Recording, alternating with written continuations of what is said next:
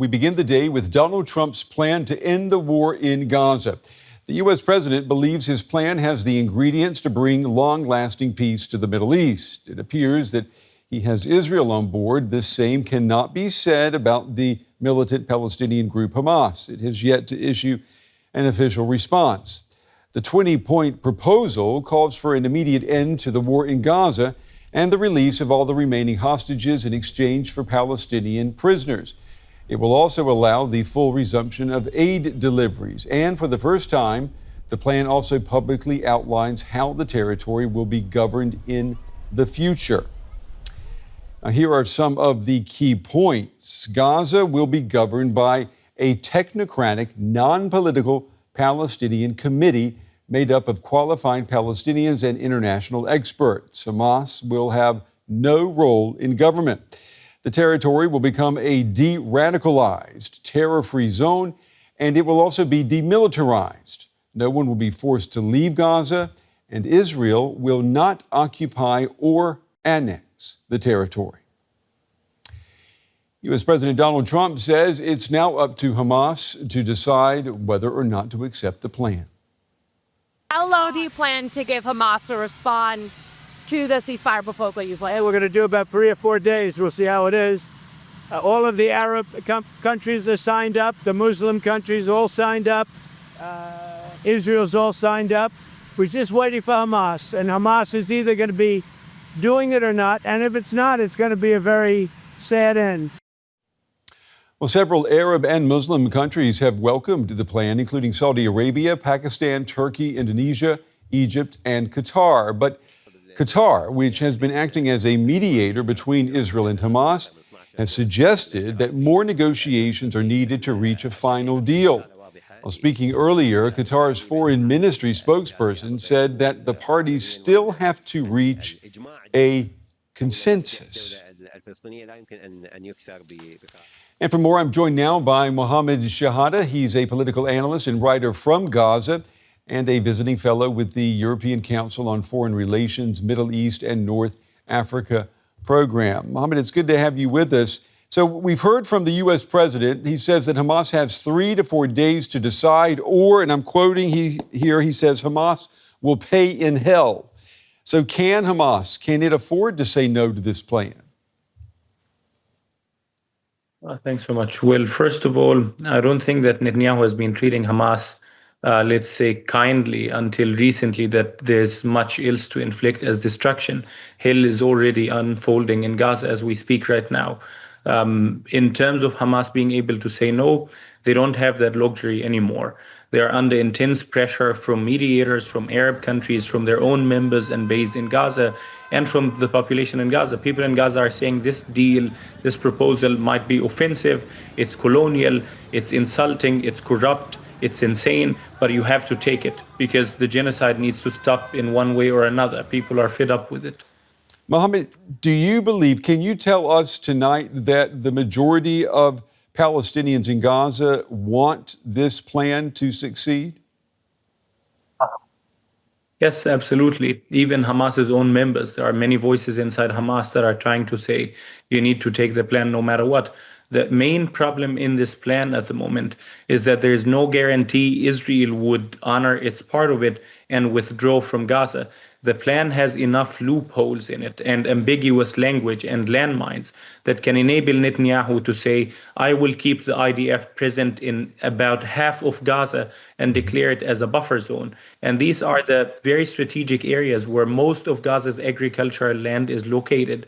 So taking away Gaza's food basket and exacerbating the famine that's already unfolding there. And that it remains the most contentious issue. Basically, Trump is telling Hamas, release all the captives, agree to disarm, and all of it is as a prerequisite to trying to convince the Israelis to leave. In any peace accord or peace agreement in modern history, you would always have disarmament as the outcome of the agreement. Think, for example, Northern Ireland or Colombia would not be a prerequisite to it. So that's the main point of contention. And I want to talk about the points of this plan, but I just want to go through what Gazans are thinking. Benjamin Netanyahu last week at the United Nations said in his speech that a majority of Gazans supported the Hamas attacks on Israel 2 years ago. Now, if most Palestinians in Gaza, if they support Hamas, how do you reconcile that with peaceful coexistence with Israel?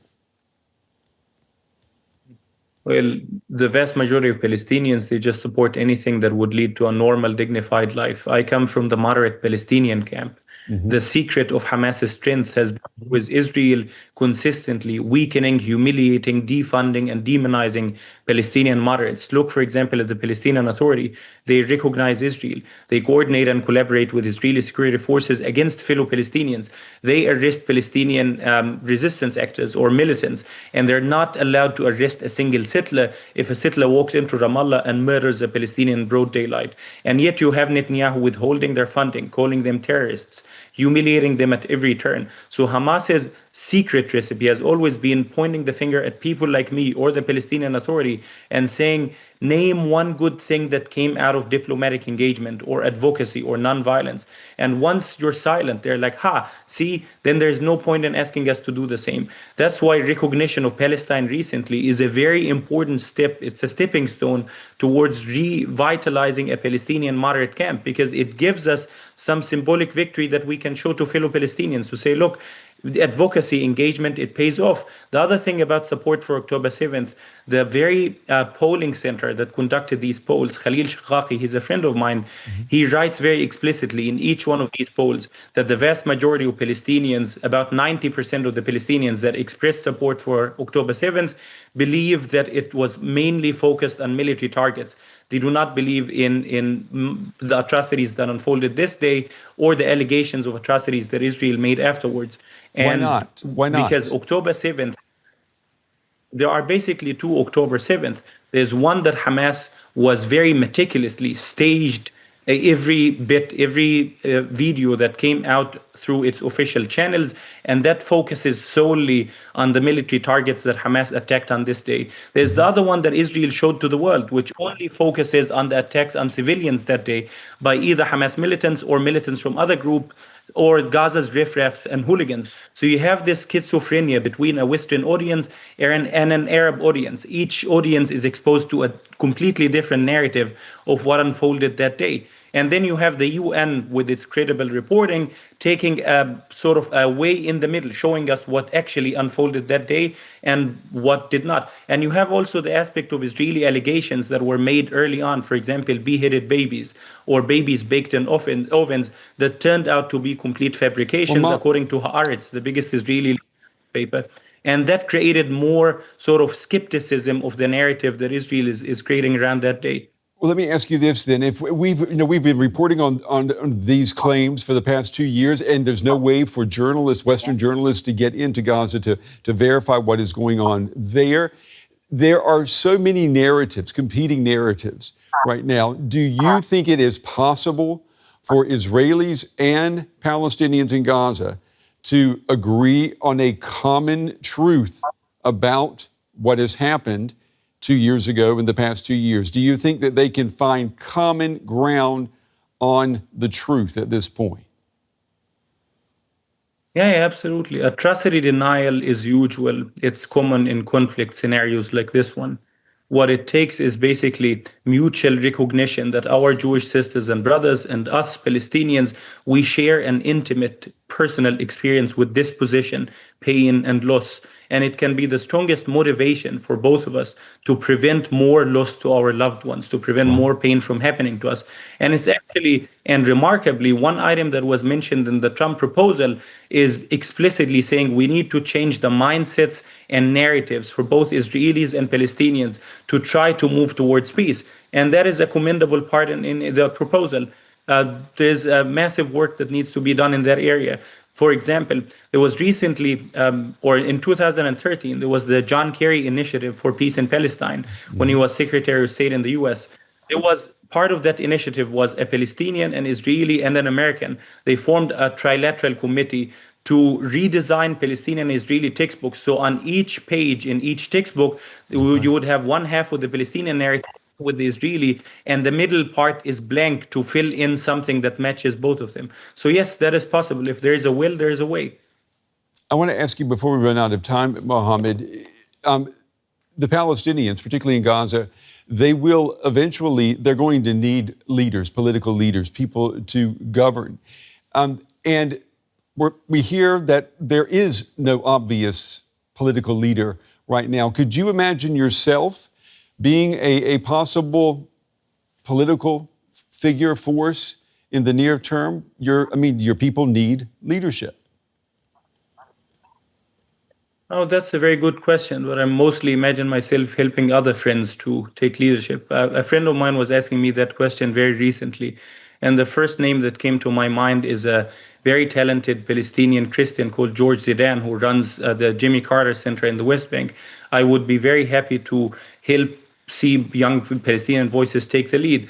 For that, you need elections. It's disappointing that until now there's a lot of talk about the Palestinian Authority reform coming from Europe or from the Trump administration. But the main reform that we need is democratic renewal, because without elections will create the leeway, the momentum for new faces to emerge, for new parties to run. Last time we were supposed to have elections, 2021, we had about 36 slates, not just Fatah and Hamas, but we had 34 other campaigns running for elections. One of them was called, literally, it was called Bidna Naish, we want to live. And it was centered on welfare, economic prosperity, and the basic right to life. So yes, if there's elections, you would have a lot of new Palestinian leadership emerging, because most of us are fed up with the status quo, with the people ruling us that we didn't vote for. Most of people my age never voted a single time. Okay, Mohammed Shehada with the European Council on Foreign Relations, Middle East and North Africa program. Fascinating discussion with you, Mohammed. We appreciate your time and your insights tonight. Thank you.